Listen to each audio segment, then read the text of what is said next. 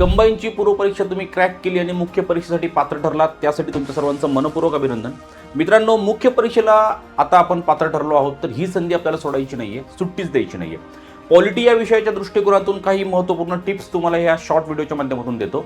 आत्तापर्यंत पॉलिटी या विषयाला अनुसरून कोणकोणत्या टॉपिक्सवर आयोगाने सर्वाधिक प्रश्न विचारलेले आहेत, PYQच्या धर्तीवर त्याची लिस्ट तयार करा. ज्या टॉपिकवर सर्वाधिक प्रश्न आहेत ते टॉपिक वरती लिहा आणि जशी जशी प्रश्नांची संख्या कमी कमी होती तसे तसे टॉपिक्स खाली लिहित चला. यामध्ये तुम्हाला बघायला मिळेल घटनेचे वैशिष्ट्य, घटना निर्मिती प्रक्रिया, मूलभूत हक्क, मार्गदर्शक तत्व, त्याच्यानंतर मूलभूत कर्तव्य, याबरोबरच केंद्र राज्य संबंध, त्यातल्या त्यात संसद, संसदीय कामकाज पद्धत, यावर भरपूर प्रश्न विचारलेले आहेत. पंचायत राज सेगमेंटचा जर आपण विचार करतो म्हटलं तर पंचायत राज सेगमेंटवर ग्रामीण स्थानिक स्वराज्य संस्था, त्यातही ग्रामपंचायत या संदर्भात जास्त प्रश्न आहेत, समित्यांवर प्रश्न आहेत. 73वी 74वी घटना दुरुस्तीवर तेवढे प्रश्न आपल्याला बघायला मिळत नाहीत.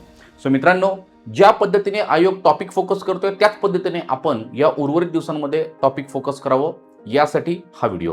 याबरोबरच आणखीन इतर माहितीसाठी डायरेक्टली मला कॉन्टॅक्ट करा. माझा मोबाईल नंबर आहे 98 23 23 58 58. येणारी कंबाईनची मुख्य परीक्षा कोणत्याही परिस्थितीमध्ये आपल्याला मारायची आणि पोस्ट मिळवायची आहे.